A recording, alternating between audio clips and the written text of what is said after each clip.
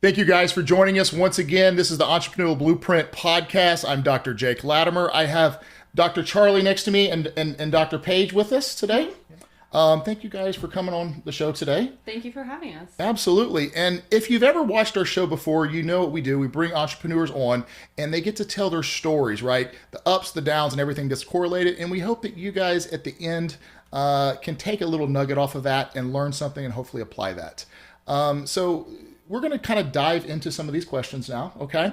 The first question I want to ask you is what made you guys want to go into chiropractic medicine, first and foremost? Well, my dad's a chiropractor up in South Dakota, and so I just grew up being adjusted, getting taken care of. But I also got to hear the cool stories of healing that he would come home with. Like, had this patient with X, came in, got adjusted, and now they have these results. And so I grew up with that. And then me personally, one night when I was about 5 years old, I had been out playing outside, and when it was time to go to bed, I'd laid down and I couldn't breathe. So of course, as a 5-year-old, you wake up and you're pretty stressed out about that. So you run into your parents' room and wake them up, and my dad laid me down on the floor and he adjusted my mid back, and immediately I was able to take a deep breath in after that. And so I've known since I was little that chiropractic was something that I wanted to get into. I gotcha. And so that's been my primary focus growing up, that I wanted to be in a healing profession and help people feel better. So I love that. Mine's a little different. I don't do this. When I was in like middle school, I just loved the cracking sound. So I was cracking all my friends' backs. I do not recommend this. This is not something I would say to do. But I was doing that, and I was like, oh man, I want to be a chiropractor because I want to do this all the time. And I remember at the time I went to my orthodontist, and he was like, what do you want to be when you grow up? I'm like, I want to be a chiropractor. And he was like, don't be a chiropractor. You have to deal with insurance, which is not true. You don't necessarily have to. He's like, so be an orthodontist. And I was like, okay, yeah, I'll be an orthodontist. I was very impressionable, obviously. Sure. Very convicted in my ideas at the time. So I decided, I was like, yeah, I'm going to be an orthodontist. And I like was gung-ho on this. I was shadowing. I went into undergrad and I looked at like what the requirements were for orthodontics. And I realized I also hate teeth. Again, very, very impressionable. And I was like, maybe I don't want to do this. I don't like teeth. Teeth are my nightmare. So then I didn't know what I wanted to do. And I was like, okay, for now, I'm just going to like go do cardiac ultrasound. It's something easy, quick. I did that.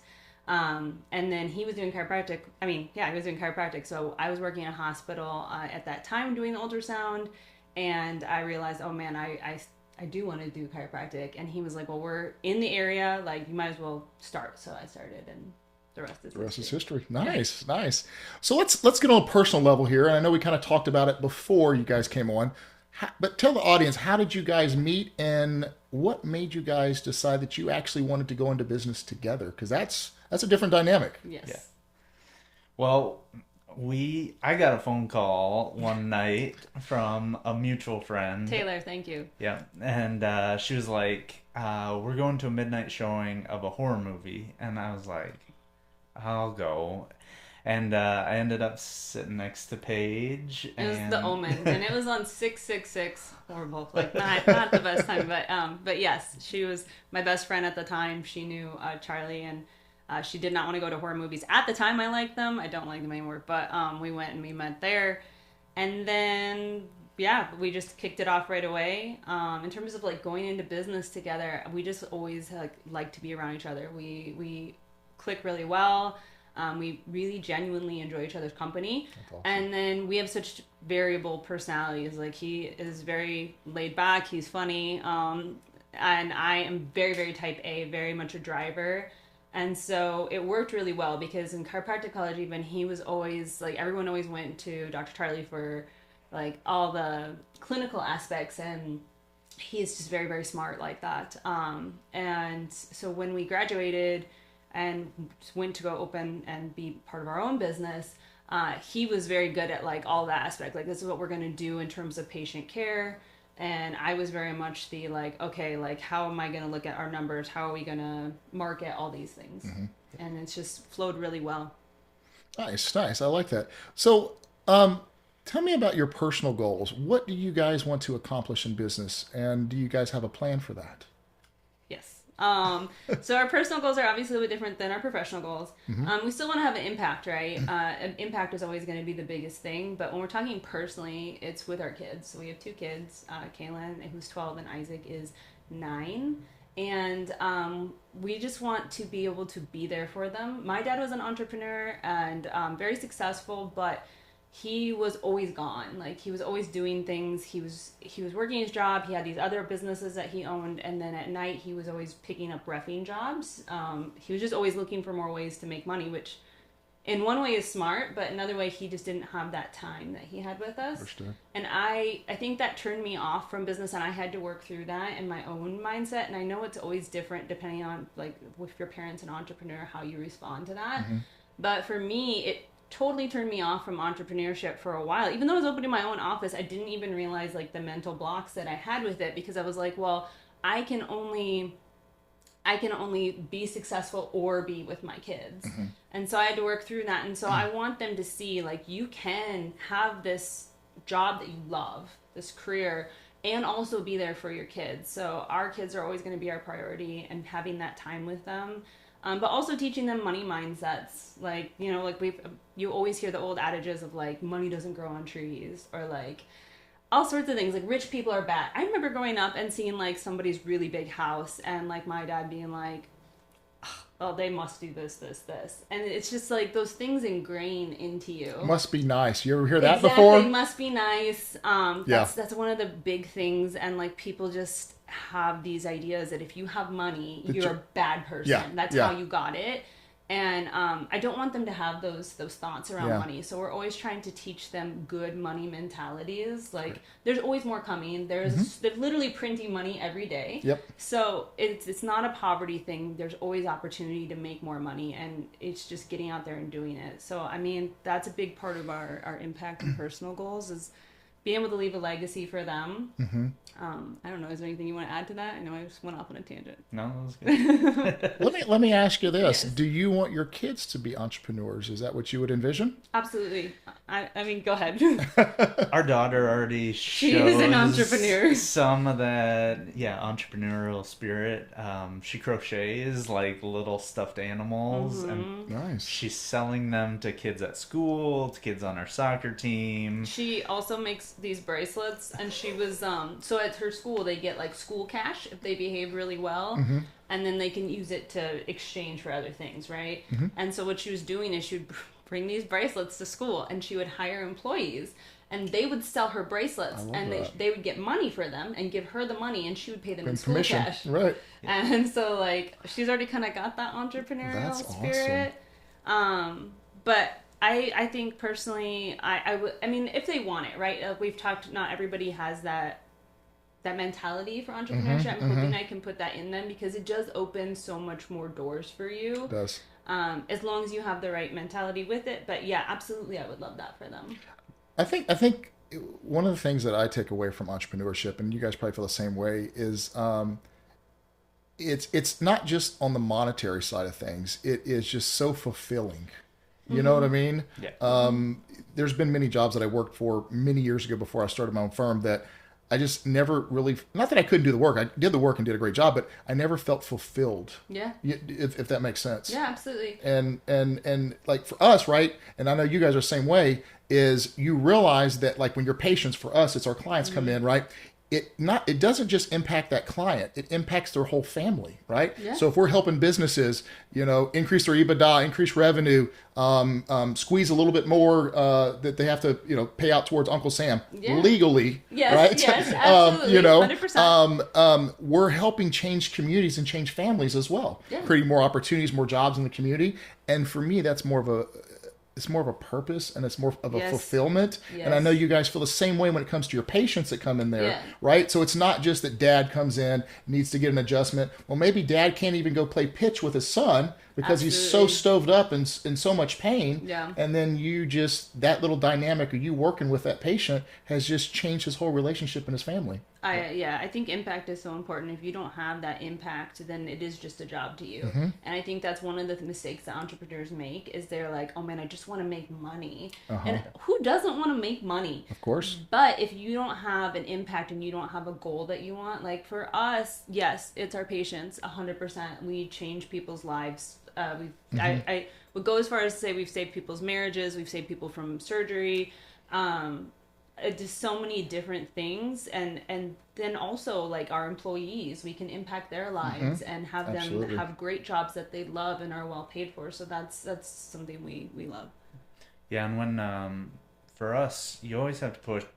And when you put the patient and their healing first, like the money and all that, it'll happen. Exactly. Yes. But the bigger impact that you can make on a person's life and their family's life, like then it grows exponentially. Yes. Yeah, and to hit on what you were saying, you know, if you make it about money, right? And I think that's where a lot of entrepreneurs fail on the front end, right? Yeah. We've all been victim to it at some point. I mean, there was a time that I was like, I want to make more money. We have made every mistake in the book. And so, and I think that's what I want our crowd to understand here is we're all humans. We all make mistakes. Yeah. And if you felt a certain way, it's natural. It's okay. Right? Yeah. But if you're only going into entrepreneurship for the money, I promise you will burn out. Yes. Yeah. Okay? Absolutely. Also, what you'll fall victim to, and one of the things we talked about, is once you reach that pinnacle that you find yourself successful, right? You will then become complacent and then you will get lazy. Yes. Because if you don't have a purpose that gets you up every morning to do something that's not monetary driven,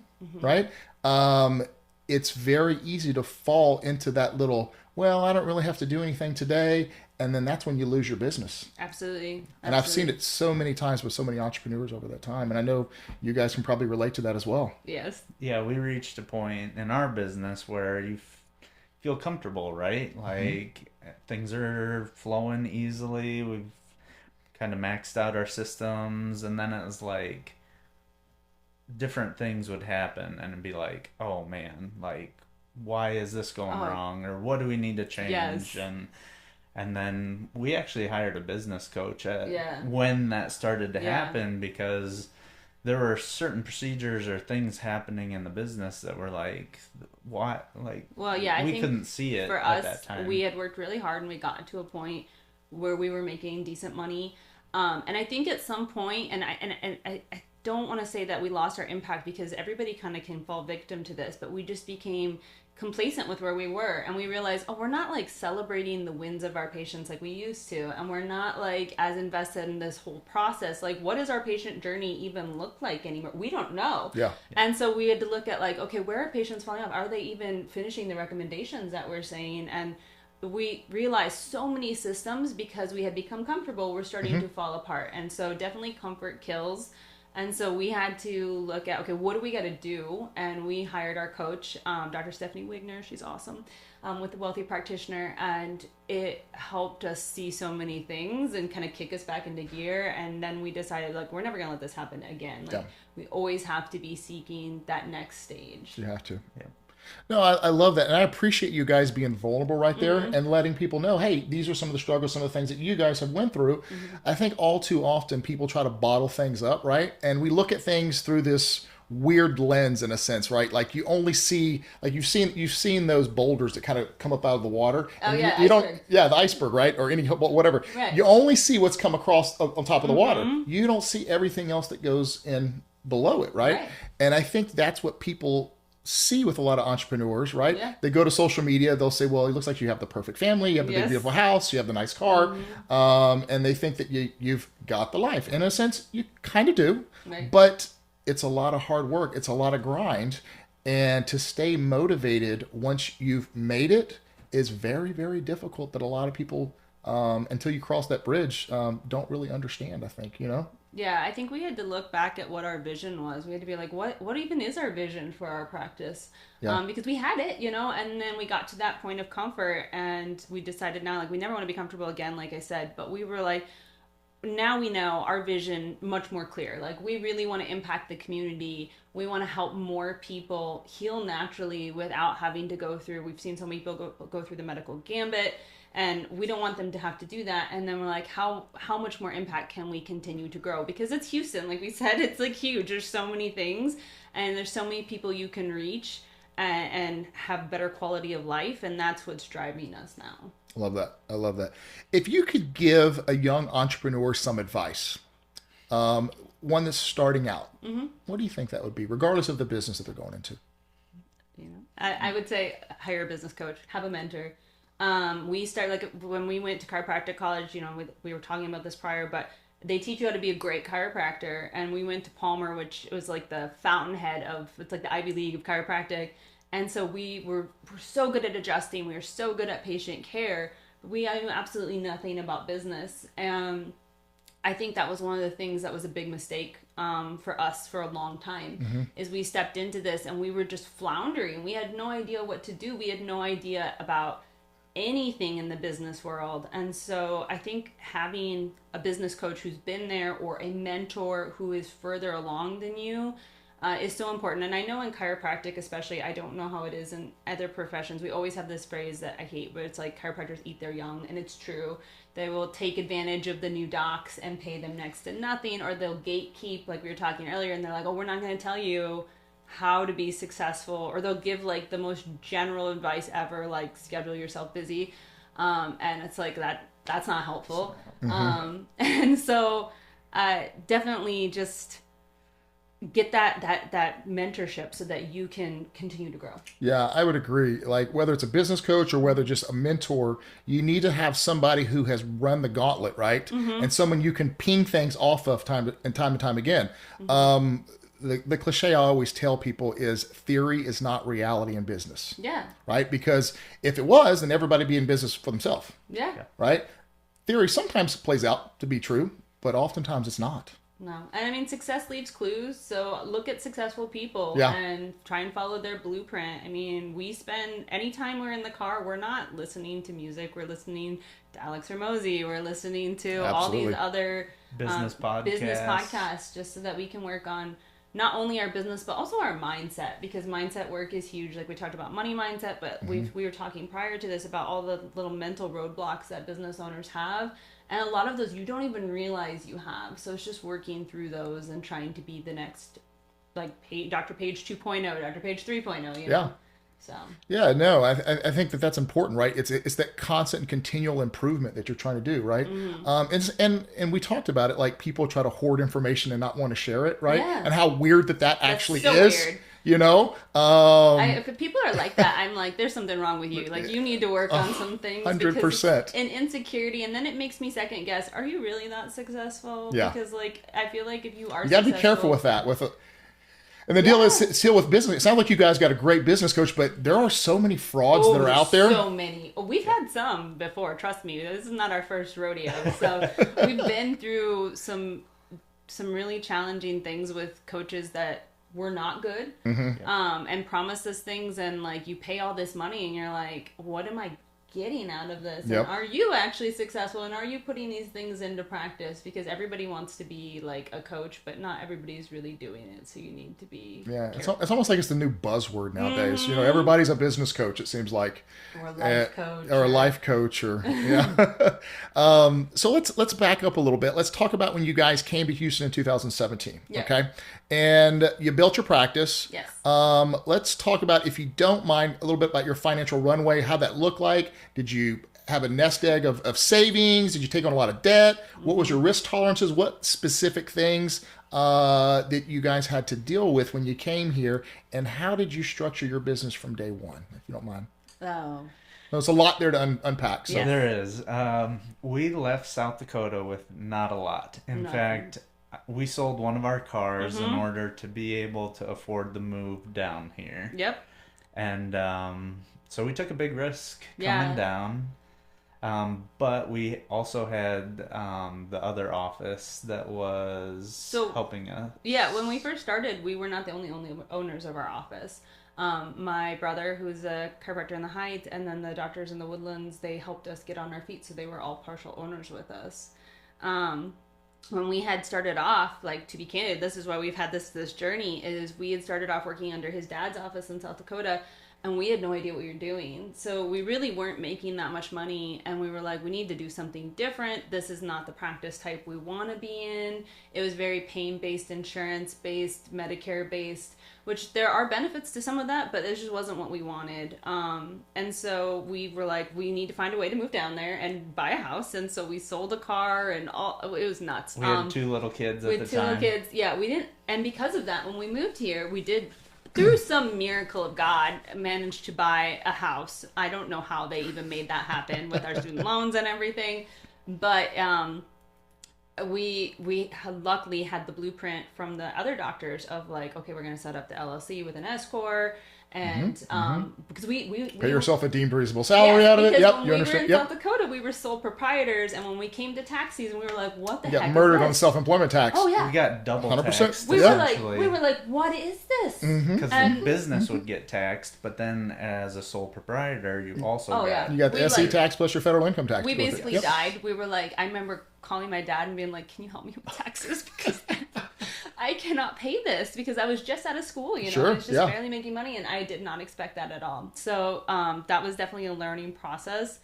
And then we didn't have anything. We started it in this office. It's in a building that's not like this. It's like an office building, so you could not see us from the street.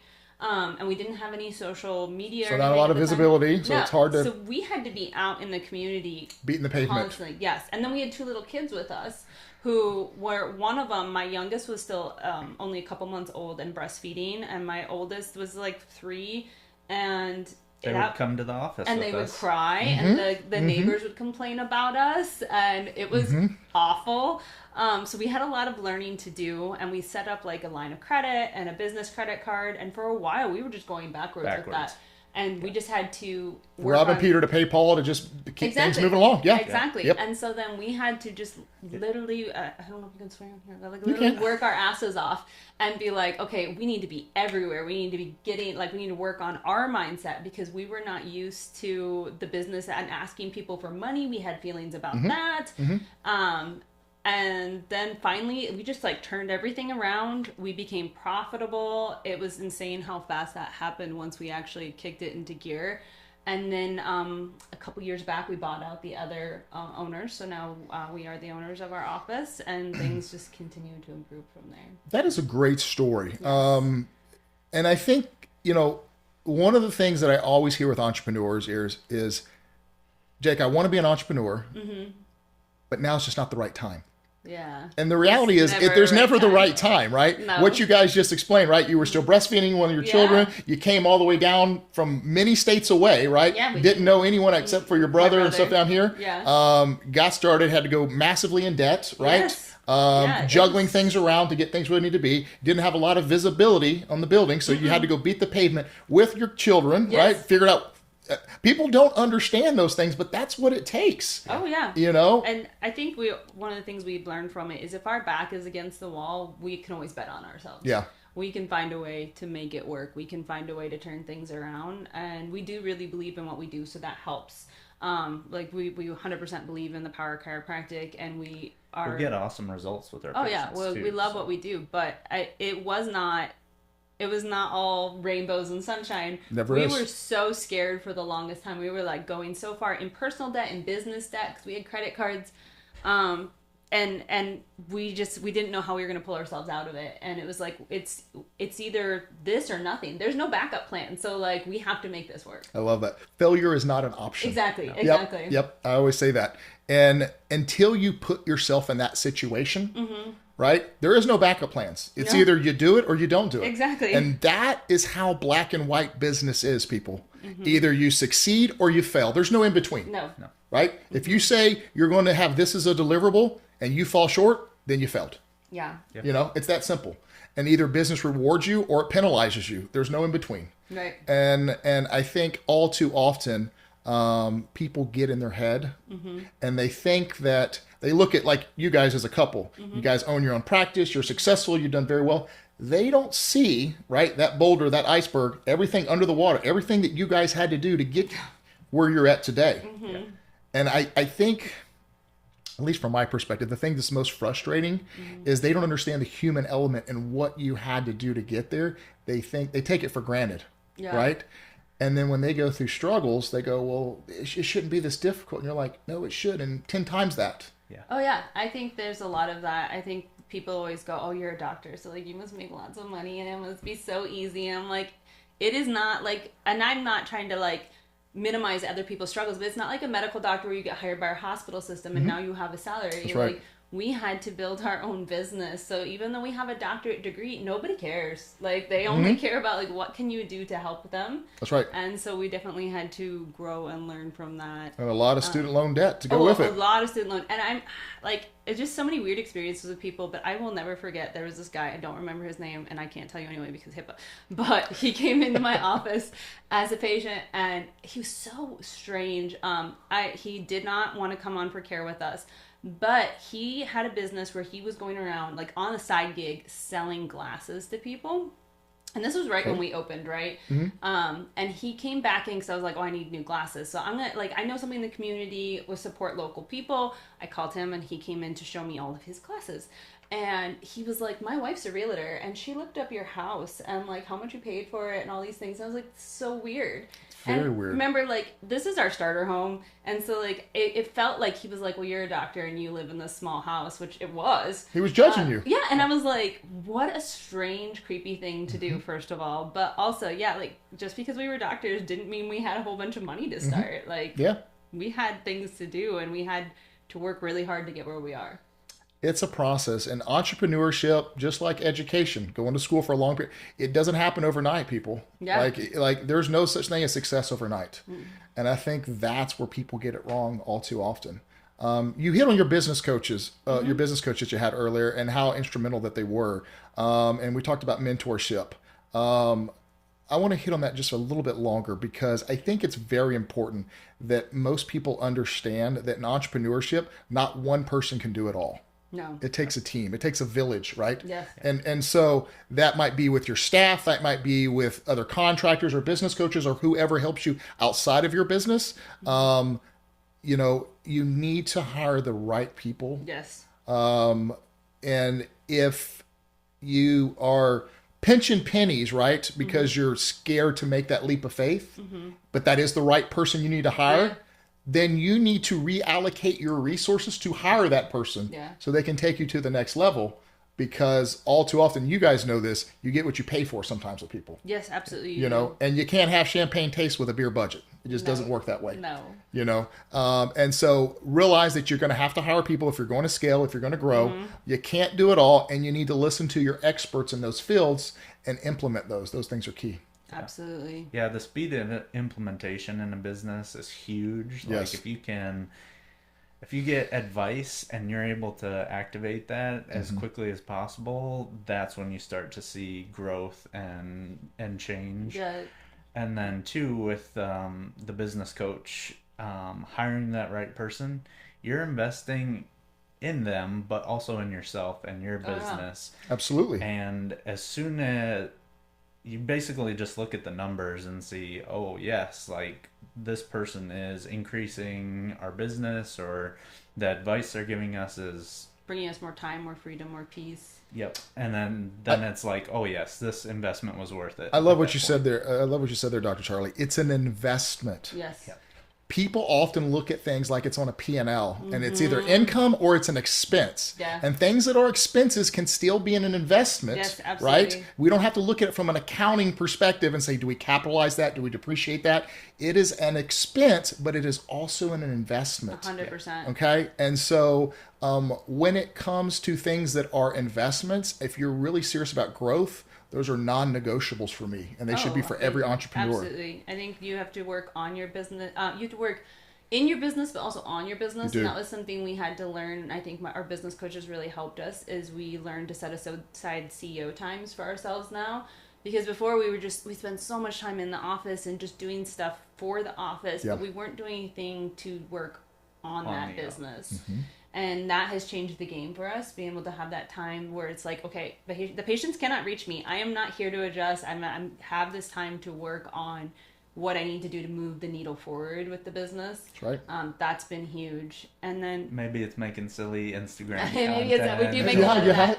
And then another thing you talked about was team, and I think that has been a huge learning curve for us because we have had a couple different employees over the time, and Denelli right now is great. We love you, Denelli. But we have had previous employees that we weren't paying a lot because we were like, well, like it's just this, and also the things that we would allow. So we really have had to grow to step into leadership. Like I had an employee who one time, I don't know why I put up with this long, but like we had just hired this individual and we were gone over the lunch to do things. And when we came back, like all the lights were off and I was like, what is going on? And they were sleeping in the back. And I was like, were you napping? And we were like, paying you to nap? And they're like, yeah, I had a really bad headache. And I was like, okay, that's fine. Like, but you could call me, be like, hey, I really don't feel good, whatever. And I don't know what was going on in our brains as leaders at that time. We just didn't want to be the bad guy. Yeah. So we were like, okay, you know what? We'll make it work. But then Sorry, that you're same, having a bad day. Like, the same individual then was like, we put it up with it for so long, and then we didn't even realize like they were vaping marijuana in the bathroom, and so then the property manager was getting after us.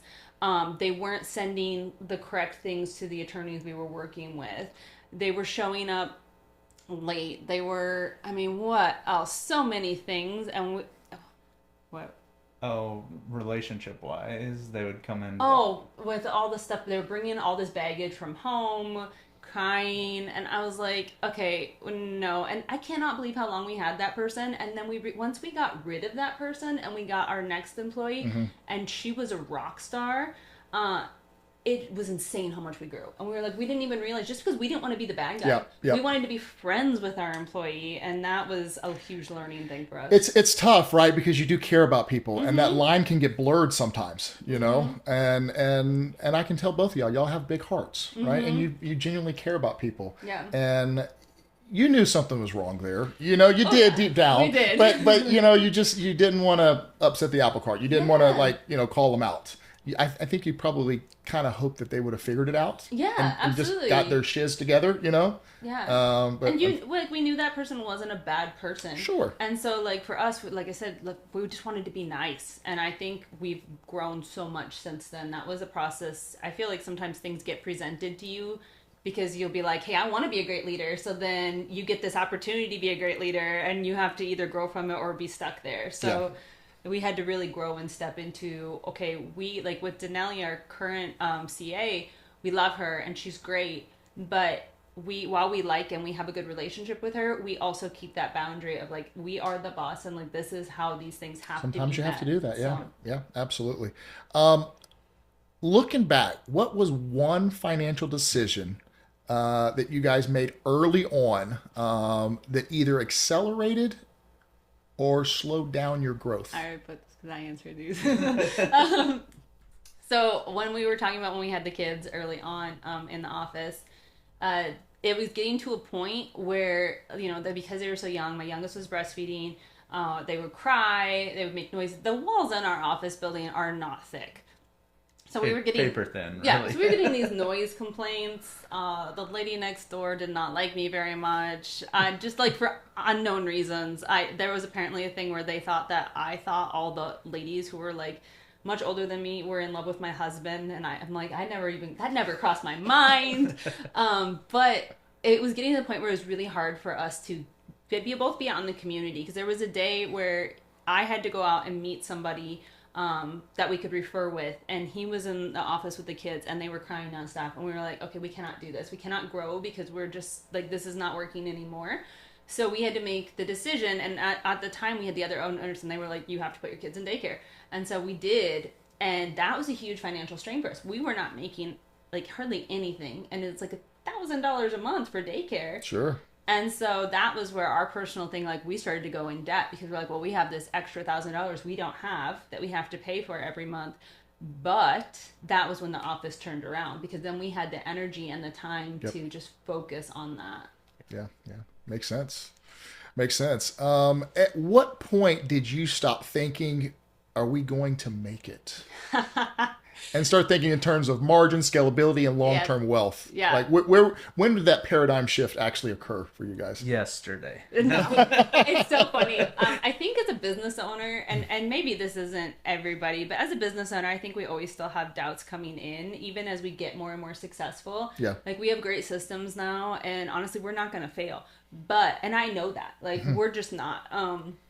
But still, you'll have a month where like things are slow for a little bit, and you're like, I'm gonna just like things are gonna fall apart. I'm gonna go bankrupt. I'm gonna get a different job. Why would I think that? Because we're not even close to that. But like, I think there's still some of that mindset that creeps in.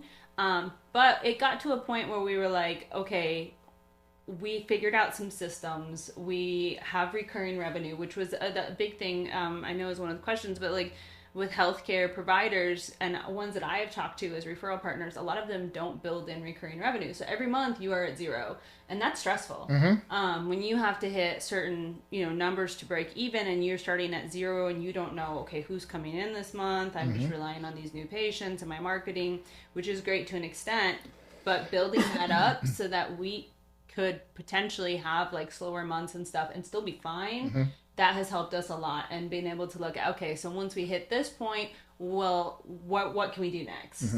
And that's been relatively, like, I don't want to say relatively recent in the time frame of our business. But yeah, right now we can start to like relax a little bit, breathe a little bit more, and start to see where that next step's going to be. I'm going to ask you guys a question. This is not a question that we had kind of pre-scripted or told you ahead of time, but it just kind of made me think of this. Yeah. So when you're starting out in entrepreneurship, you go through a lot of adversity, right? Yes. And I think ultimately that defines whether someone's going to be successful or not, right? Yes. If you're an individual who likes to throw their hands up anytime you deal with any adversity, you'll never be successful, first and foremost. Right. Over the years, right, going through all of that adversity, do you think, I know I feel this way, so I'm going to ask you if you feel the exact same way. Do you feel like that because you have went through so much adversity to overcome and get to where you guys are at today, that no matter what God throws at you in business or anything, that eventually you will figure it out no matter what? Like you have that much confidence because of all the adversity that you've had to go through to get to where you're at today, that you realize, yeah, it's not that I won't go through something that's going to be challenging, but I know that I will be able to pull myself through that. Absolutely. Yeah. I think that, we, like you were saying, we've gone through so many things. And when we look back to like a point where there was a point, and just being candid, like way back, where we had so much debt. And there was one time where we had like $25 in our bank account. $25! And we were like, what are we going to do? And I'm like, nothing's ever going to be that bad. Like, nothing's going to be like that again.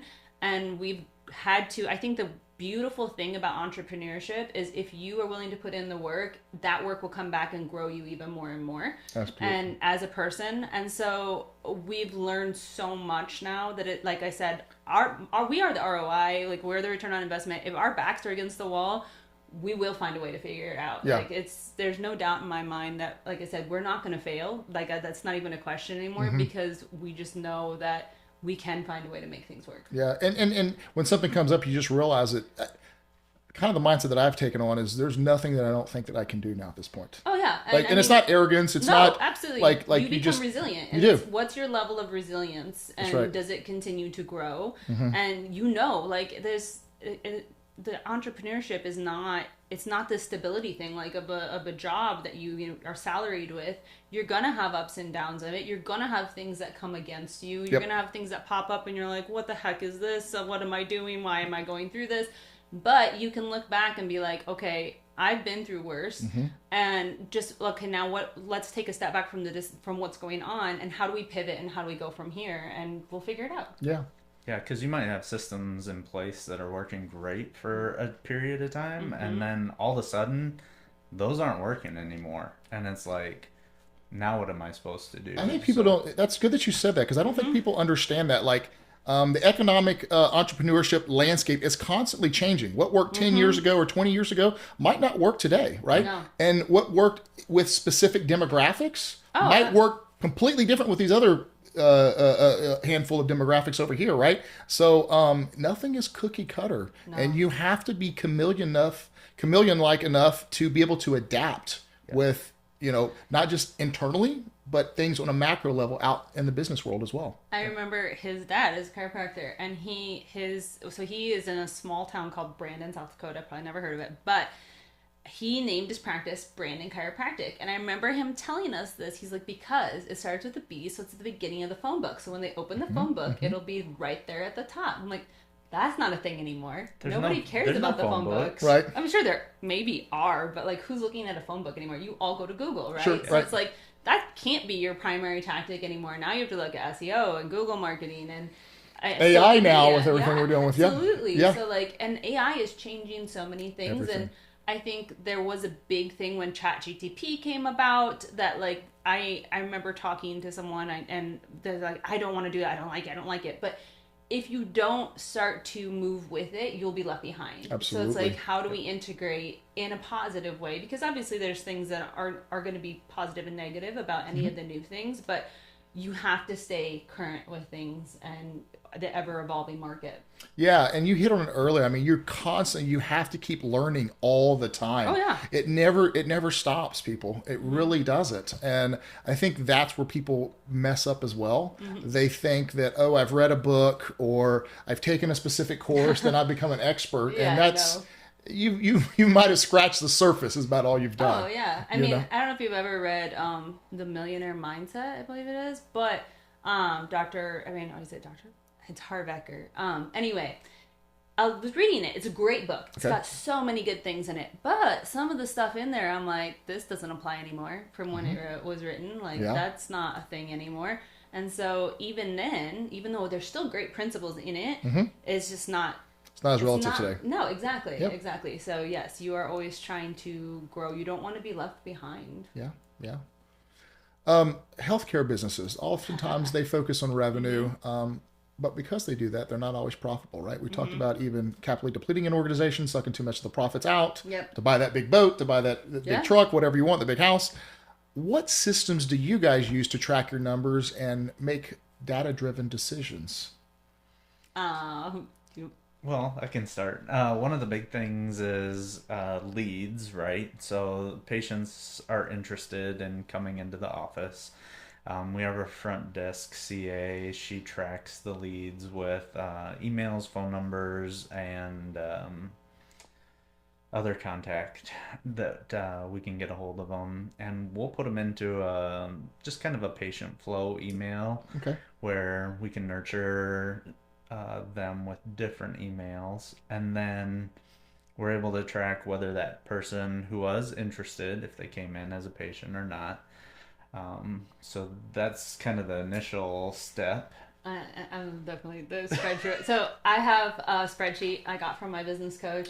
It's really, really great. Basically, it shows me, and I can break it down by month, quarter, year, whatever. But what I have the number of leads we have, if they came in as a new patient, if we presented them care, did they accept care? If we presented them wellness, did they accept wellness? How much revenue did we bring in? I love that. And then what's our break even and where's our profit at and how's it shifting? So like I'm the numbers person. Like I'm constantly watching. You're looking at the analytics, the KPIs, all of that. Exactly. So like that is how I keep, because then I can keep a pulse on that business at all times. Like every day I can check it and be like, okay, where are we? And then that has been a game changer for us, because when we have meetings, we didn't realize like a lot of our leads were not converting to new patients. And it was like just a really simple tweak in how we said things on the phone, and just talk to people.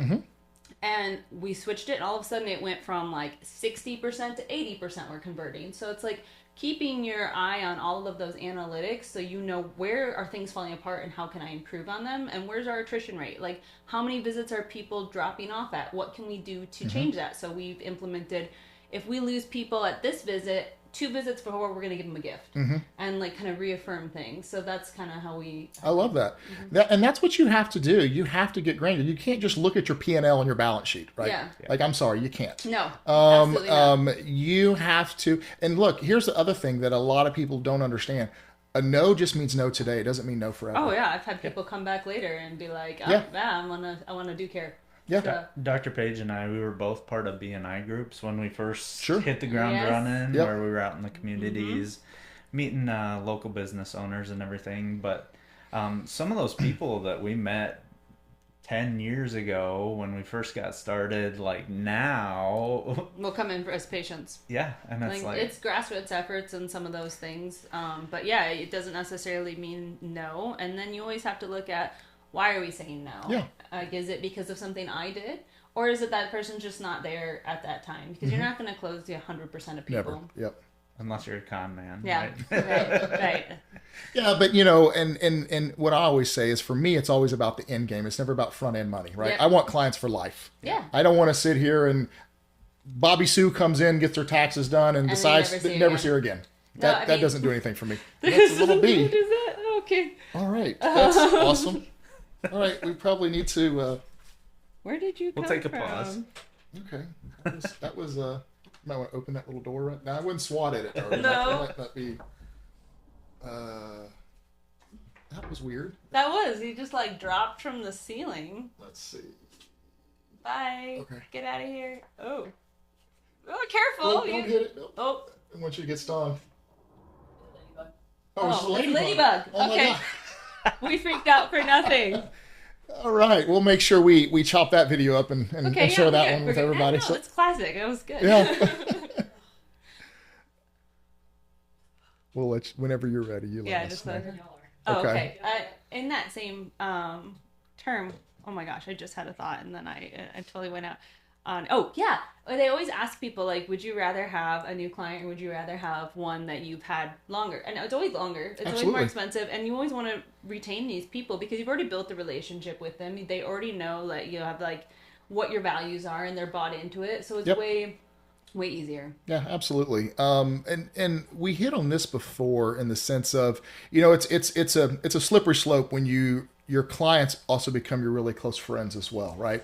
I know when I started off in business, I didn't think that you could have two in the same, right? Yes. I didn't want to mix those ever. And I realized that some of my clients have become my best friends Yeah. over the year. I get to know their families, I get to know their kids, you know, and it's just a genuine friendship and relationship. Yes, there is business that's involved. And I think that that's what makes the business that much more satisfying because I think so highly of these specific individuals and their families, and the change that we're able to make, it exceeds far more than any monetary value that we receive from the client. No, I 100% agree with you. We have definitely patients that we adore, and They've been with us for years, and oh they yeah, we're brought their so families invested in their in, lives, and we want to continue to be invested in their lives for long term. Like, it's about more than just the care that we've done for them. It's that we just genuinely care about them as people. I love that. So I'm going to back up a little bit. So when did you guys realize that you needed to operate like CEOs rather than solopreneurs per se, or just chiropractors? And how did that shift affect your financial strategy and your overall planning? I think we kind of built up to it. Like, initially, when we first moved down and we didn't have a lot, like Dr. Paige touched on, we had a lot of mindset issues to work through. But as we worked through those and the business grew, I think for me at least, when we bought out the other owners, then it was like, okay, this is on us. And whether we succeed or fail at this point, that's up to us, you know. So. Yeah. Yeah, I think a lot of that, it's like I said, when we went into practice initially, we were failing because we were only practitioners. We weren't business owners. And so it's been a journey to grow into that, but definitely setting aside CEO time and realizing there were so many things once I hired a business coach that I didn't realize I was doing. And that's why I think it's so important, is because things that I didn't even think about. And some of it is so simple as setting boundaries with people. And also, like I said, setting aside that CEO time, having better systems of procedures, because I didn't have any SOPs before. And so I'd be like, oh, well, you didn't do this. Why didn't you do this? Well, because I don't have a clear guideline on what should be done and why it should be done. So it was definitely learning that. And that has changed the whole game for us in terms of like profitability. And when we're in a better mood, when we set boundaries with people, that energy is going to come back for our patients as well, too. Absolutely. No, I think all that is key, and you absolutely have to set boundaries. I know years ago I would go home in the evening, and back when I would be on Facebook, I'm Now I do have social media accounts, but I'm rarely on it. They're mostly on it for me. Yeah. But back in the day, I would hop on Facebook for a second and, just be relaxing at home at 9:30, 10 o'clock at night, and someone would see you hop on Facebook, right? And they think that now you're available to ask tax questions at like, hey. 9:30, 10 o'clock at night. And I'm like, dude, I'm winding down right now, man, with my family. I'm not going to answer your questions at 10 o'clock at night. Yeah. No, absolutely. I think those boundaries are so important, and people will, if you don't, people will get away with really what you allow. That's right. So you have to set that standard for them and protect your peace. And even something so simple for us. So like we open from 8 to noon, and then we close from noon to 3, and we're open from 3 to 6 most of our days. But we had this thing where like we would have a team huddle before our afternoon shift to talk about, okay, who's coming in, what do we need to have ready, what's going on, are we having any issues with anything? And unfortunately we would have people show up like a half hour early and walk in during those huddles, and then we would be like, okay, we'll take care of them, and it would just put us in a bad mood. We're like, now we're not getting these things done, and we were not in the mind frame to take care of patients. And so now we have it, so we have a sign. It's like, we will open the doors at 2:55 and it's locked. And like, you cannot come in and do it, because now that we have that time to do the meeting and we're not interrupted, we are just way better energy wise. And it brought me a lot more peace, because I'm not like, oh gosh, somebody's going to come busting in, just little things like that are huge. Yeah, no, you have to. So if someone wanted to start off in a healthcare profession, and came to you and wanted to start their own practice, what would you tell them that would be what you would recommend for structuring off of that? You mentioned sole prop, you guys were before. Yeah, don't do that. Don't do that. Don't do that. Learn from my mistakes. I think we're always an open book. So if anybody ever wanted to ask us questions, and like we said, we're not gatekeepers. Definitely don't be a sole proprietor.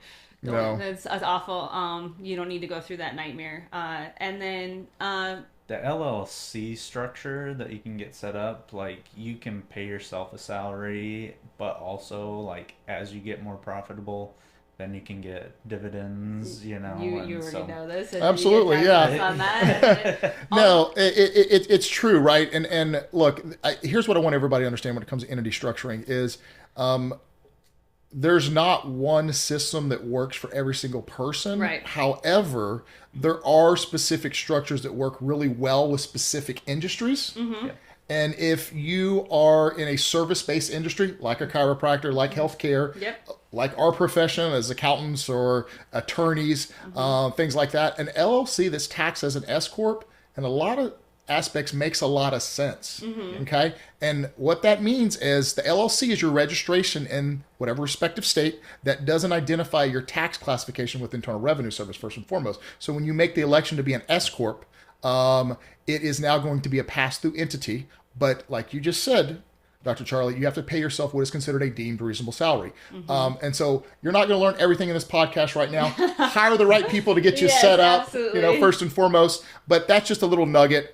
Don't start off as a sole proprietor. That is one of my biggest, cringes when I see someone come in here. Not only are they paying themselves the most self-employment tax, Schedule C is a schedule on the 1040 and is the most highly audited schedule that there is, because there's so much nefarious things that happen on Schedule C with hobbies and things like that, and people use it as a tax sheltering device to offset high W-2 wages. The IRS knows this, okay? You're not pulling a smooth one on them. So you could have this great business, but if you're operating as a sole prop, you're now going to be linked on everybody else that files on Schedule C.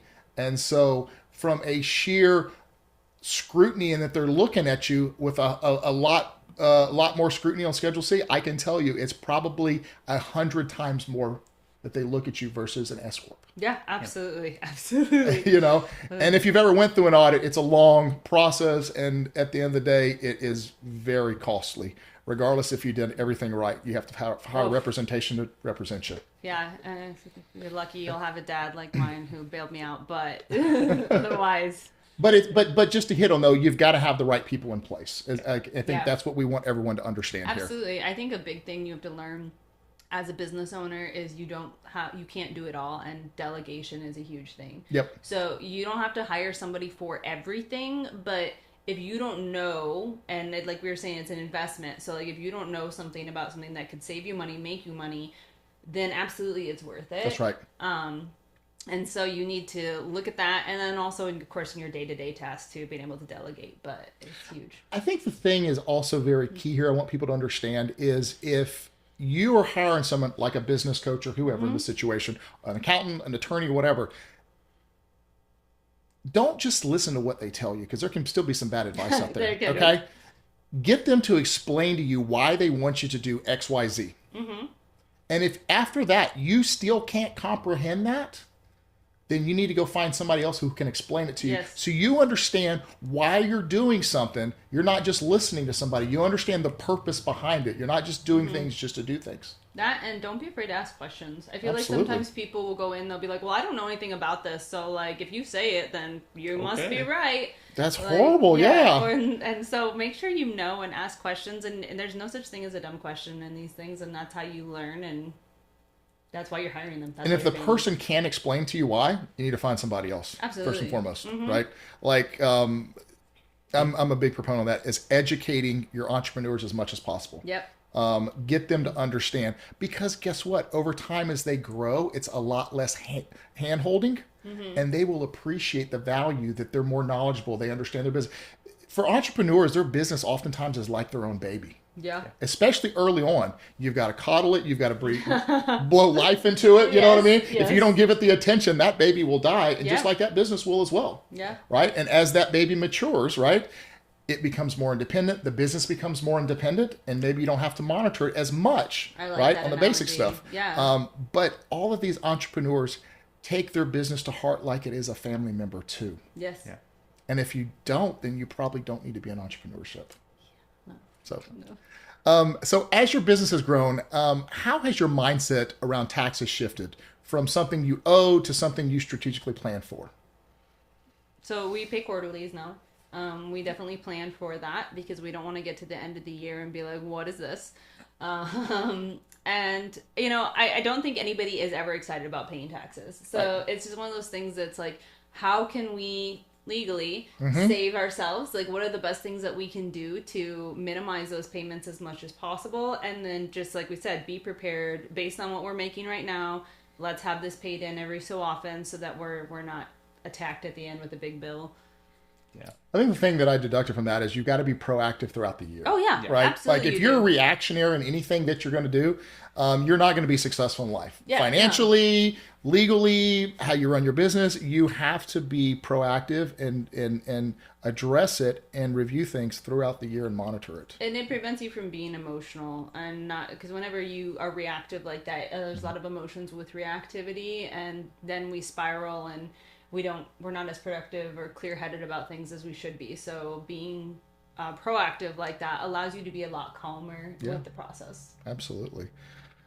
What's one financial blind spot you see entrepreneurs in healthcare consistently make, especially when it comes to cash flow, compliance, or scaling responsibility? It's he always looks at me because he's such a practitioner on this one. I love you. Like I said, the recurring revenue is a big one. I have a really great friend, and she's an awesome PT here in Houston. We were talking about how she's growing her business, and we were talking about like, okay, do you have this plan, because she's moving into a bigger space, which is going to cost her more, but it has so much potential to grow for her. And recurring revenue is one that we just can't be neglected. And I know there's a lot of things, like you think about gym memberships, but and it's not a matter of like, I guess the big thing is like we're giving these value to people, but then also you don't have to worry each month. Like I said, you don't start over at zero. So if you can get to the point where you cover your overhead with that recurring revenue, then each month you can leave. That's freedom, right? You can be like, I can go on this vacation to the Bahamas for a week, and I don't have to come back and be like, oh my gosh, I don't have enough new patients this month, because your overhead is met, and then from there it's just profit. So you need to find out, how can I create recurring revenue in a way that is good for both me and my clients? And how can I build that? I love that. That's very true. You know, it prevents a lot of the unknowns. And I think that's the thing that keeps a lot of entrepreneurs up at night, is not knowing how next month is going to play itself out. That's scary. And then you're living in this fight or flight. And the big question you should be able to ask yourself is, if I left, let's say I went on a vacation, I got stranded on a desert island. what would fall apart in my business? And if it's everything, then we're having problems. So like if you were, God forbid, we're in an accident or something, can your business still function? Can it sustain itself? Yep. Exactly. And so that's really what our goal is to get to, is to the point where if we had to step away for whatever reason, or if we want to step away, we can, because that's what freedom is, and that's what I really want for our lives. It's a process. It's and a process. And it's very difficult, it's a process, right? It's definitely a process. Well, and you guys are probably a lot like me in this regard, is, because the business means so much to you, your clients, your customers mean so much to you, you always worry if anyone's going to treat them the same way that you would want to treat them. That's always going to be the thing, and I think that's a big headspace thing that people have, especially in the healthcare profession. That's all I can speak for, is the healthcare. But like, I know hiring an associate is a goal for us coming up, and it's always that question of, well, are they going to care for our patients like we do? Are they going to be as skilled? Can we trust them with these people? Because, when people come into us, they're in a lot of pain. They talk about a lot of personal things. And so being able to let go of that is an important thing. So it's, again, goes back to what you said. Hiring the right team is huge. And it can't be just good enough. It has to be, and I'm willing to wait to find that perfect person. Yep. Not to say anyone's perfect, but you know what I mean. Like somebody who really is in line with our values to help us get there. Yeah, you hit the nail on the head. They have to be aligned with your values. They have to understand your vision. Yes. If they don't, it's not going to work out ultimately. No. So you talk about helping families live at their highest potential. Okay. How do you think about building financial resilience and legacy for your own family through your business?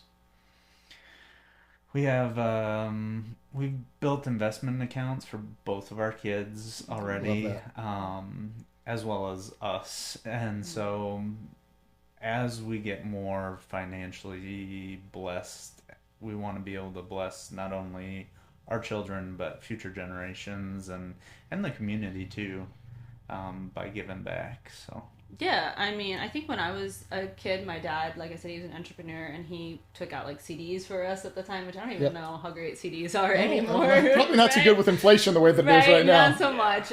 But he was trying to help us. He was trying to make good decisions for us. So for us with our kids and kind of getting back to them, we did open these investment accounts. We want that to start for them, and for them to, as they get older, start to see that, and then also learn the value of money. That, not everything, and I'm not doing the money doesn't grow on trees, but I want them to understand, like, this costs this amount, and so like these are what the exchange, is it something you're willing to make an exchange for? Because you're always, that's what it is. It's an exchange of energy, exchange of money. So like, I want them to kind of understand that whole process.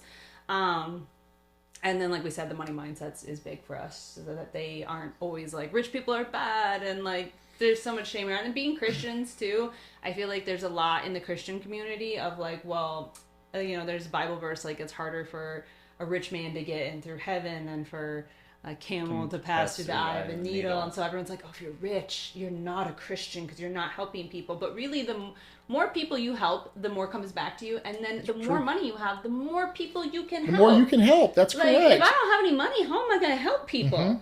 So, like, I can't even help myself. That's right. So I want our kids to learn that too. Like, if you have more money, you can be a better person, because money doesn't change you necessarily. No. Like, if you're a bad person, it amplifies who you truly are. Exactly. If you're a bad person, you're just going to be a bad person with money. And if you're a good person, you can continue to help more and more people. So that is one thing we want to be able to show our kids.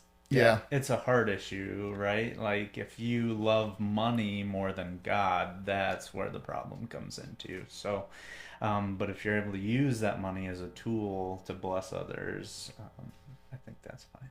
Yeah, no, it's true. It's true. And I think people they listen to the media. Shit that, excuse my French, it just really doesn't make sense at the end of the day. No, I mean, people think like, oh, well, you need to help people, but you can't have money because then you're a bad person. I'm like, well, how can I help anyone if I don't have any dang money? Exactly. What do you think helps people? Money helps people. Money is a tool, and people it's a medium. It's something to, And it's wild to me how many people have so much shame talking about money. Like, it doesn't have to be that way, and if that's the case, you need to work on your money mindset for sure. But yeah, I mean, that is a tool to help. One of my best friends growing up, her dad owned Midwest Rail Car Repair, and he had quite a bit of money. And there was a lot of people who were like, oh my gosh, he's got so much money, he must be snooty. But that man donated so much to this mission out in Kenya and like helped build a school for kids, and like he has a big heart for people. So it's like, yes, he has money, but he's using that money also to help other people. Yeah. Yeah. No, I mean, some of the best people that I know, not everyone, but some of the best people that I know are exceedingly wealthy, but they're also some of the most giving, Yes. down to earth. Yes. They come give you the shirt off their back, might walk in with flip flops. You would never know that they have the amount of money that they have. Yeah. They don't flaunt it. No. But just some of the best hearted individuals and givers that I've ever known. So there's this bullshit mentality that's out there that someone has created this fake facade. I feel like that money's the root of all evil, you know, Yes. like must be nice, you never really work. And it's just, I don't know who came up with that crap, and I'm sorry, I'm kind of passionate on it. it's awful. It's terrible. And you can't like nice things because then you're a terrible person. And honestly, for us, like for me personally, like I said, growing up, I did hear a lot of that. And so for me now, if I see something I want, I'm like, oh, I bless that, because it's going to come back like that good energy. Like, oh man, if that's a really nice house, bless that house and bless those people. Like, great. And I know like if I want something, then it wants me too. And eventually I'm going to get those things. But like, absolutely, there's no reason why, like, why should I nobody wants to live in a 1-bedroom shit apartment and like, not have any money and have an old beater car and all those things. Why should we want that? Like, well, and if you work extra hard and you're an honest person, you're doing good in the community, you're helping change life, you're creating jobs, why should you not be rewarded for all of that? you should. And like I said, the more people you help, the more it will come back to you, and then you can continue to help more people. That's right. So I don't understand that mindset at all. Will never understand that. It doesn't make sense. It's just like a logical fallacy. I don't know. Where do you guys, and somehow I don't know, we lost all We the went off on a tangent, all the yeah, stuff yeah. up here. It's just black for us, Brooke. We don't see. Those are the new questions. Oh, okay. So there wasn't any additional ones that Allie sent over. No, well, she added them in the beginning. Oh, okay. All right. So I'm just going to ask some questions. How Yeah, about that? you're We'll just good. add We them with like that. Okay. So you guys have your one practice now. Yep. Where do you see yourself 5 years from now, 10 years from now? Do you want to have multiple locations? Where do you and have you guys thought about a succession plan? Right. I'm a big proponent on when you set a company up, you set it up to sell from day one. Yep. Okay. 100%. Because tragedy can strike Yes. at any time. We pray nothing ever Happens. right? But someone gets cancer. It's Someone not has a nice heart at all. attack, a car wreck. I'm just throwing ideas out there. I'm not trying to sound like a Debbie Downer. But the reality is when tragedy does strike, and it does strike from time to time, you're not in the mindset to deal with a business, with a sale. And I'm sorry, but you have, teams or private equity that comes in that are complete vultures. And they smell where there's blood in the water. And they will know that you're just trying to do a fire sale. Yeah. And they will take advantage. And if you don't have that company propped up and ready to sell when you're ready, I promise you the multiple on your EBITDA will be heavily discounted because they will try to poke holes in it and find issues with the valuation on that business. So where do you guys see yourself? And it sounds like you guys have the same mindset in regards to setting it up for a succession plan from the beginning. Yeah. For us, we definitely, in the next 5 years, we're looking at buying our own building. We are in an office building, so that is going to help, obviously, from multiple standpoints. I mean, if we buy it, then we can pay ourselves rent, all sorts of things like that. But we have always been in that mindset of how can we make this an appealing business that somebody wants, because especially with healthcare, there's no guarantee of new patient flow, right, when people come in. So having that spreadsheet where we can show conversions and all of that, but also having a building would be very beneficial, because otherwise you're just kind of selling, what are you selling? Blue sky. Like, I have a few pieces of equipment and I have some patients, but they might not stay with you. So that's one thing.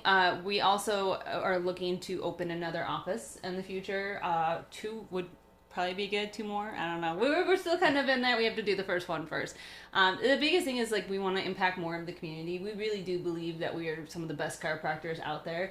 And I have seen some of the things that other people have been through with other chiropractors in the area, and it's frustrating and it's hard. So we really want to help people to get better, and we can make so much more impact in that way if we have more offices in different locations. So that is something that we are setting up for. It's all kind of in like the brewing point right now. We're building to it. But yeah. Well, that kind of that's what brought about the buyout option. Was like we were actually looking at opening a second location kind of in the Cypress area. Okay. And we brought that idea to the other owners, and they're like, well, how about you just buy us out? So then that's why we ended up going that route. So that was step 1. Sure.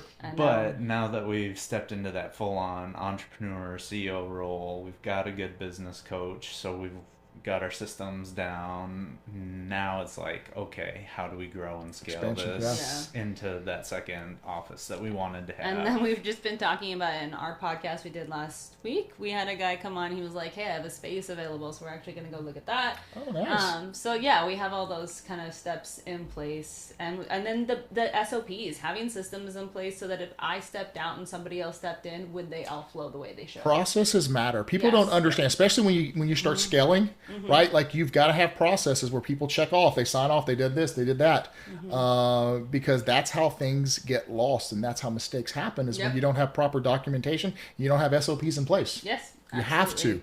Documentation is key. I think the other thing is to make sure in today's society you have a nice digital footprint out there. Yes, okay. Absolutely. It's very, very important. Believe it or not, because I work with a lot of different clients and they end up selling to private equity in several different industries. And one of the things that private equity looks for nowadays is they're looking at your digital footprint, because when they purchase your business, they're not looking for a job. Right. They're looking to be an investor. Yes. Right. And so they want that business to run on its own. So that's where it benefits you guys to not be solopreneurs, not working in the business all the time. Yep. Already have everything in place. So then you guys can step back, as you mentioned, working on the business. And then when you have that with the digital footprint out there, it actually increases your multiple on your EBITDA. Because if you're looking at 2 different businesses, business A, business B, both of them might have similar revenue, both of them might have similar EBITDA, but this one over here has a certain amount of digital footprint, right? So you've constantly got traffic that you're not even having to put ads out there when people just through SEO or whatever, versus this guy over here who hasn't done the right marketing. Yeah, it's definitely building your brand too, right? Yeah, so that absolutely. You have that recognition and people can continue to know who you are as you grow. Yeah, absolutely. So I think those are great that you're looking at that, and owning your own building makes a lot of sense as well. Yes. It does.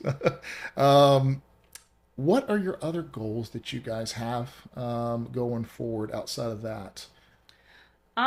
For me, like I get really lit up by doing CEO things. So I think as we continue to grow and open other offices, I would like to be able to step out more and just be more managing in those aspects versus as much practitioner. And I know I have some patients who just will hate to hear that, and I still will always practice to some extent. But I think for me, I would like to have more freedom in that I love business. I just love all the aspects of business, and that's really what lights me up. Yeah. So I would love to be able to work with that. You like the growth side of it? Yes, Yeah. I love it. I'm the same way. I get that. Much. Yep. It's just cool. It's my passion. I didn't even know about it until I really started to get more into it. So that is something. We have our podcast that we're kind of just building up. Let's talk about that for a second. Yeah. So our podcast is the Houston Hustle. It's relatively new. And it really is because we were just so passionate about business. We're passionate about people and we're passionate about business. So we really wanted to highlight local businesses because we always want to give back. There's so many great people out there, and there's people that you don't always know about. And so like my audience might not know about you, and your audience might not know about me. And so it's like helping them reach more people. Absolutely. But also selfishly, it's for me to like learn, what are you doing in business? Like, what things have you been through? What things can I take away from that? Kind of like how this is. Yeah. Like, I love to hear from people who are in business, hear what their mindsets are, hear what they're working on.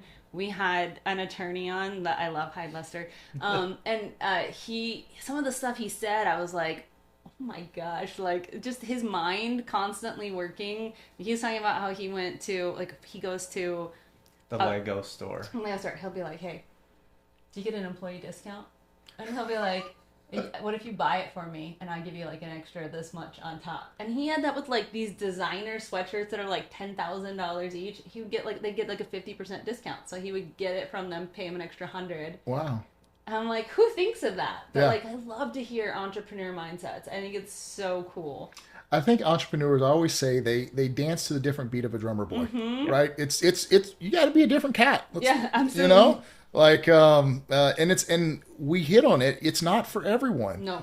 You know, and with all of y'all's formal education that y'all have, it's a different type of education that you learn as well. And I think It is. people confuse that, right? They can be really good in their craft, and then they think, well, I was successful in this, I'm obviously going to be successful in business.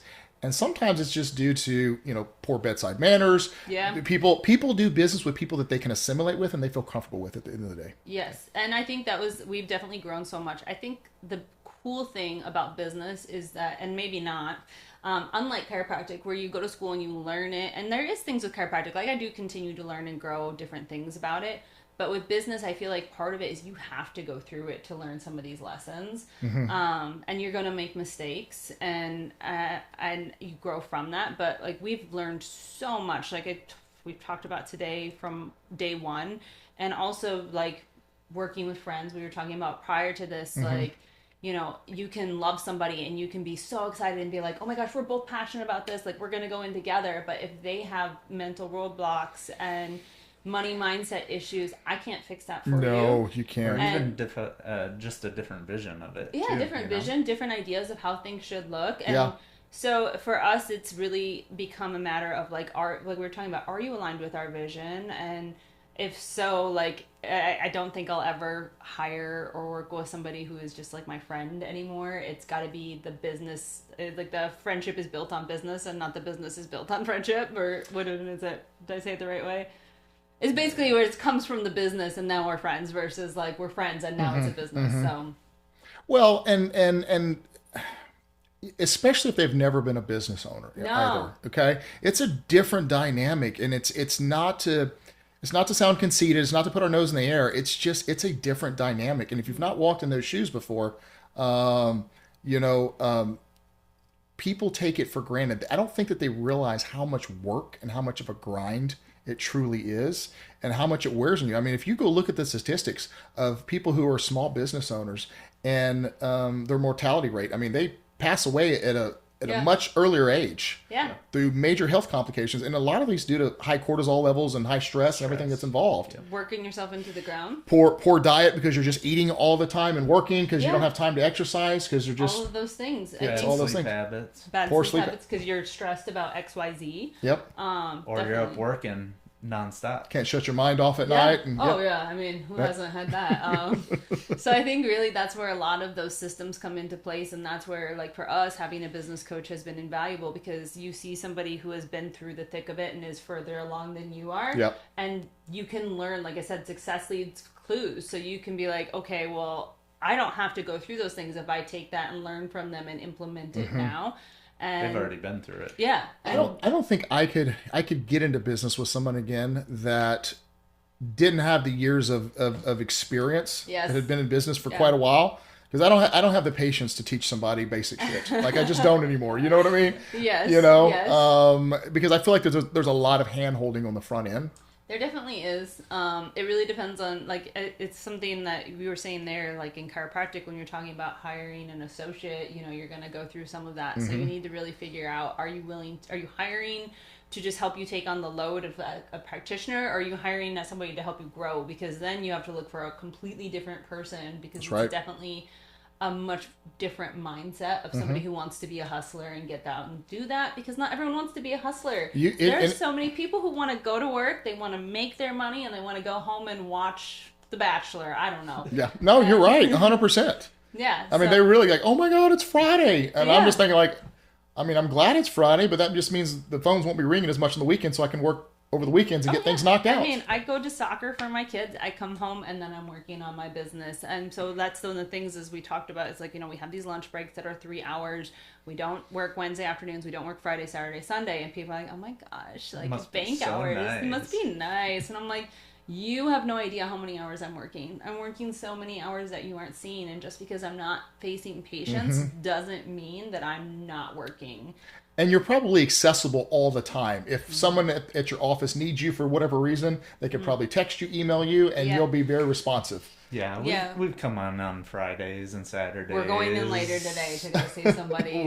Even though it's not patient hours, we definitely show up. I mean, if somebody's in excruciating pain, I'm not going to be like, it's Thursday at 6 p.m. Sucks to suck. See you Monday. Like, I'm going to go in and help you because that is really where my passion lies, is helping people.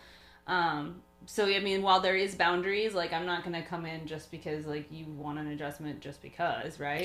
Sure. We are working so many hours and answering things and working on the next steps for that business and how can we make this experience better for patients? How can we make things smoother in our office? All of those things. I don't think people realize all that brainstorming and all that research that you do. You know, it's not like, I guess they assume like in your profession that you have to be working on a patient. Yeah. But you're just researching about business or marketing or how to get this go or, you know, or that. Trying to find ways to run the office more efficiently. Yeah. There's so much time that you spend that I think people just take that for granted. And I don't know if you guys deal with this. This is something that I kind of struggle with, is every time I go on vacation, I work every day on vacation too. Like my wife gets turn your brain off. My wife gets so frustrated. So we'll go to Florida, we'll go like to Grayton Beach, and we'll get up in the morning, we'll go do the beach thing, and then we'll come back when it's too hot, and then the family's ready to go back out in the evening time, and I've already got my fix for the beach, so I'll just stay back and keep working. Yeah, you know, and I know sometimes she can get a little frustrated with it, but I struggle turning things off like that. You understand what I'm saying? That's a very common thing for business owners. I think it's something that we all struggle with. So for us, it's always being more intentional, because I don't really believe in balance. I don't think balance is a thing. It just isn't. Not for success and entrepreneurship. It doesn't exist. A very fairy tale thing. So for us, it's, are we intentional with our kids when we have our time with them? Are we intentional with each other? Yep. And so it's setting aside those times. So that doesn't mean that if I go on vacation, I'm never going to be doing anything for the office, because then I lose some of my traction there. But also, and not that there's anything wrong. Sometimes that's the best thing you can do, is step away for a while. But it's, okay, I'm going to set this time. I'm not going to have my laptop open. I'm not going to be looking at my phone. Yep. It's all going to go over here, and I'm going to be 100% present for them at this time. Yep. No, I think that's key. For me, I know that a lot of times, even if on a weekend, I might work just 4, 5, 6 hours, might not work a full day, but it makes the next week that much easier because I get ahead. Yeah. Right. And so for me, it's about reducing stress, and the more I get things off my plate going into the next week, the less stress I have during the week. Yeah, I mean, if you go into the new week and you don't know what you're going to do for XYZ, or you have all these things backed up from the previous week, then it's really hard to get out of that fight or flight, like, mode. Yeah. I have so many things. I have all this task list to do, which also comes into delegation too. I'm learning delegation because type A, it's bad. You just take over and do it. I get it. I know. I always think like everybody can do it better than me, but not everybody can do it better. Nobody can do it better than me. I can do it better than everybody else. And so it's like, if you're gonna take this long, I can do it in this time, and I can do it so much better. But no, I needed to learn, like, let go of things, and then that's brought me a lot of freedom. Just easy, simple things that I was doing. I'm like, why am I doing this? Like, why am I placing the Office Depot order? Like, Danelli can do that, and she's happy to do it. So it's like, I hate doing it, and she's like, oh, cool, like, la la la la la. I'm like, oh, okay. But yeah, I mean, that is really, really important. And then also, like, you're, as an entrepreneur, you're always trying to move that needle forward. So sometimes those days when you're not having to see clients, when you're not having to see patients, that's when your brain can work the best. And there was like a really successful guy, I can't even think of his name, but they were talking about like his time is he'll drive around in a car and like he'll just have his driver drive him around. And that's when he comes up with his best ideas. But A lot of times when I'm on vacation, I come up with my best ideas as well. those little downloads, Yeah. right? And it's like, oh, okay, yeah, now I got to do it. Yep, So exactly. it's exactly. never really turning off the brain necessarily, and you're always going to put more time in. And that goes back to where people are like, they don't always see that. There's always a saying that I always say, and I always say you're the 5 people you hang out with the most. Yes, you are. And one of those 5 people, if you are married, is your significant other. Yes. Okay? And so you better choose wisely. Yes. You better find the right partner. You better find the right other 4 individuals Yeah. that you're hanging around with, because that will ultimately define who you become in the future. I agree with you on that. I think Alex Hormozy was talking about that recently on one that I listened to. He's like, I never see somebody, it was like his 26 mistakes from 2025. He's like, I never see somebody who's successful whose spouse does not or partner doesn't support them. That's right. And it's so true. You need to have a support system and not somebody who's pulling you back so that you're not like constantly stressing over like, oh, I feel guilty putting this work in because I Yeah. don't like it. But also we've had to learn like cutting off friendships, cutting off relationships. You have and to. it sucks. But that's a poison to your life when you're around somebody who is wanting to soak in the suffering all the time. Then you know that's going to affect you. So I would rather have less friends and Absolutely. then like wait to go and see them if they live in different parts of the world, and versus like be around people who are going to constantly bring me down. Yeah. You've got to be around like-minded individuals, and the crowd and the individuals you hang out with should elevate you. Absolutely. And if they do not, you need to find a new group. yeah. And it sucks sometimes. Like this could be your childhood Yes, friend, it sucks 20, 30 so much. years It's or not whatever. that you don't love them. It's just if they're not bringing you peace, then what? And like they're not helping move you forward. So like I have a friend that we were just talking. She's the pelvic floor PT here in Houston, and we were like, oh, we're like our new quantum friendship, because this is like when we get together, it's like, oh my gosh, well, what if we did this to move this? And like we build off of each other, and I love that. I want Absolutely. somebody to push me continually. I've got friends and clients of mine that literally every single week we talk. And, Yeah. and it's not billable time. I don't bill them. No. Like we just have a general friendship. We're bouncing ideas back and forth off of each other. Yes. And my wife will say something like, how many times are you going to talk to Derek this week? And I was like, well, there's so many things we're brainstorming on, babe. Just Right. trust me on this, right? Right. And Derek is a super smart guy. He's a property tax attorney. He's Cool. I love one level below partner at KPMG, and he is a wealth of knowledge, excellent at what he does. And, I think eventually he has the vision to be an entrepreneur on his own. And I think he'll be very successful with that. But, it's just that always is constantly brainstorming and bouncing ideas left and right off of each other. It's finding the right people like that, right? Oh, yeah. And that can be a lot of fun actually too. Get yourself out there, meet new people, Yeah. and then be choosy with them. But I also like about that is like, if you have the good friends who are successful and stuff, you can use that as evidence. Like if you're around successful people, you're like, well, if they can do it, I can do it. That's like right. what's available to them is available to me. So it's just social proof. Like you're around these high achieving people with high mindsets. I love it. The energy there. I think the other key element is you've got to cut out the distractions. Yes. If your buddy's always going down to the bar, drinking and doing all that, nothing good. You got to cut all that shit Yeah. out. I'm sorry, you do. No, if you're going to be there's- successful. And I think the older you get, the more it hurts the next day. If you have one night you go out and Yes.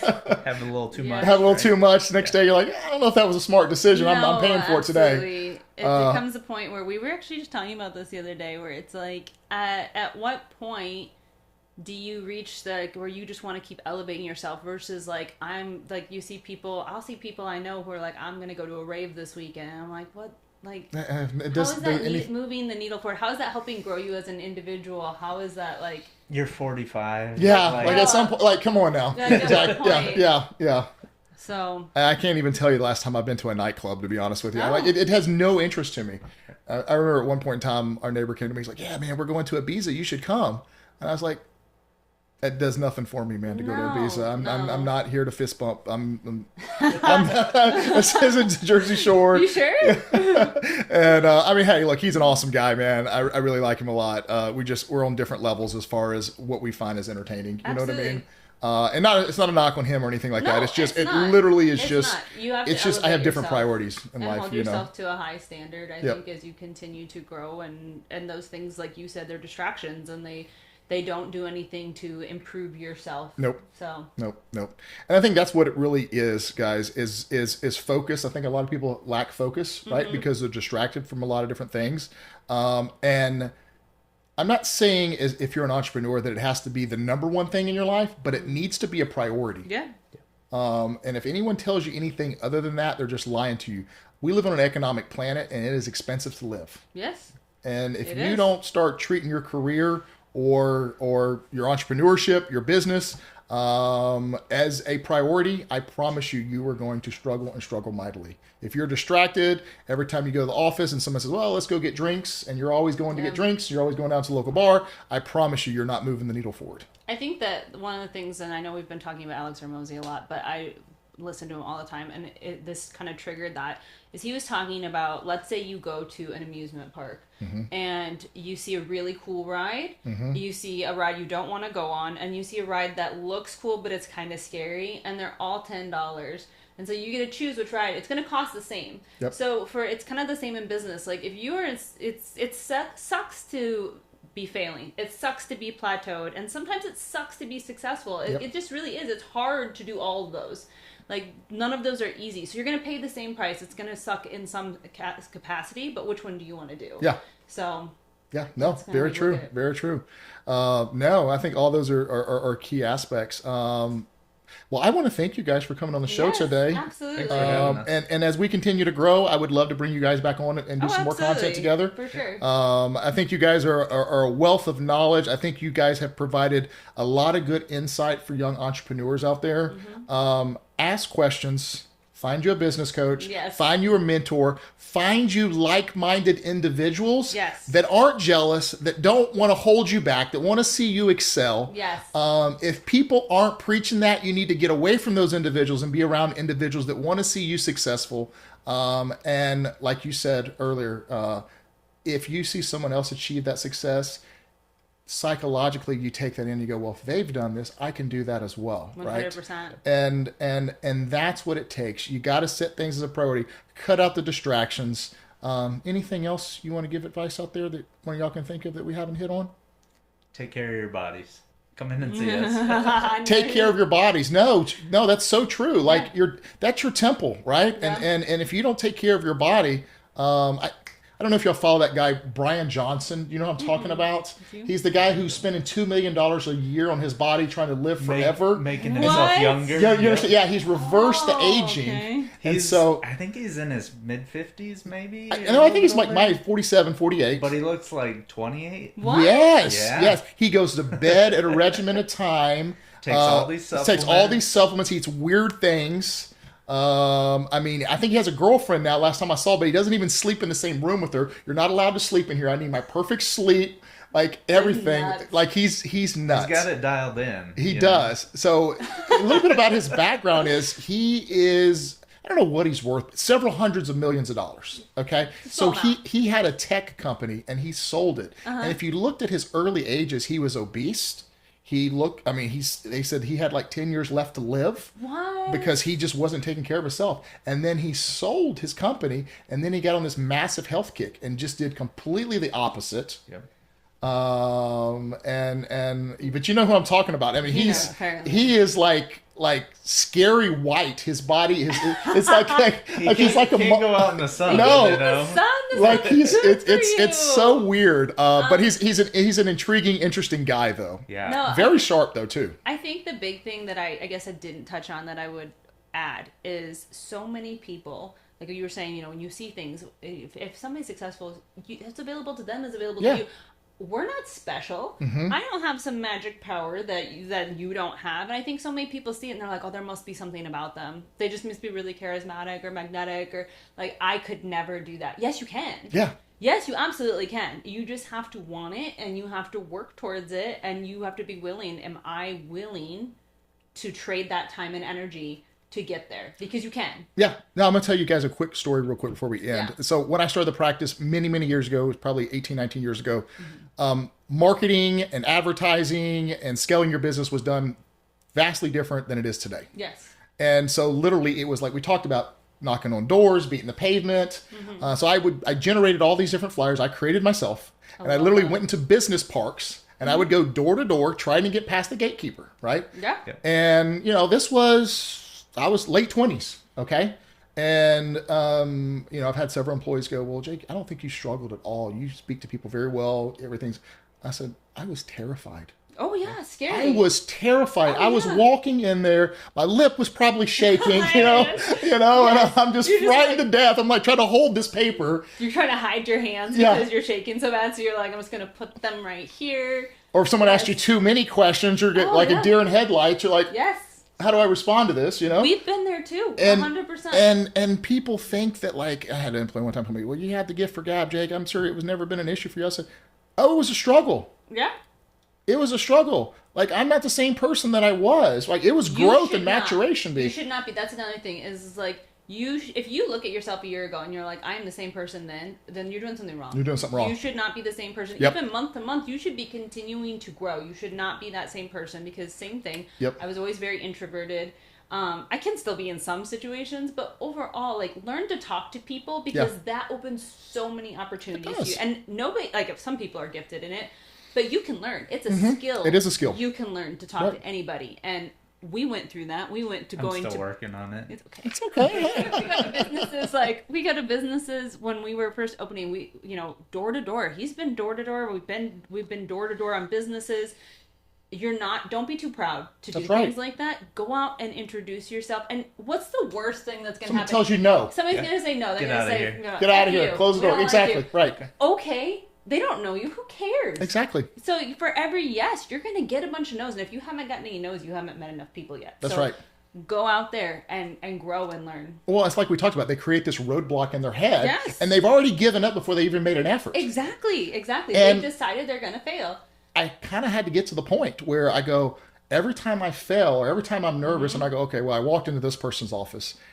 Man, that was just terrible. I did terrible, right? But I use that as motivation. Okay, next one I go into, what did I learn? Well, I would go back and sit in the car and I go, Can I okay, do this better? how could I have done this better? How could the interaction have been better, right? Yes. And sometimes it's not as bad as you think it is. Oh no! You know what I mean? Like, worse. Like it. And sometimes when we talk to patients too in the beginning, when we were like going over X-rays and stuff, we're like, oh, I messed this up. They don't know. Mm-hmm. So like, fix it and keep going. Like, just keep going. You can have that confidence and you keep working and growing on it. But another thing that I do is I have an evidence journal and I write down all the things that we've succeeded on, all the good things that have happened, and then I just read it back to myself. Yeah. Because like, there's so many things, like sometimes you'll reach a certain point and you'll be like, man, things are not getting better than this. And you look back and you're like, oh wow, look at all these things that are happening for us.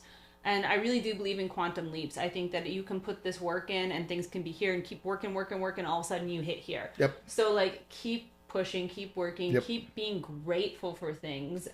That's key right there. Yes. Being grateful. Be grateful. There's always something to be grateful for. Mm-hmm. And really your mental mindset and the things you tell yourself on a daily basis, would you tell that to a friend? Like, how is that helping you move the needle forward? Because that becomes, it's true, the science behind it is so solid that the things you say become your reality. Manifestation matters. I used to think it was so woo. My wife did too. And she's like, Jake, you told me you were going to do X, Y, Z, and you've hit on all these different things. And I said, of course. You think I'm going in there shooting that hoop thinking I'm going to miss it? Yeah. I think Exactly. I'm Michael Jordan out there. I'm not, but I think that I am at least. No. You know what I mean? And you're going to hit on everything. Shoot higher. And if you don't make it, so what? Then try again next time. Yeah. But like, you have to have those manifestations. Like, we'll come into the office and we'll be like, this week we're going to bring this amount and we're going to have this many new patients.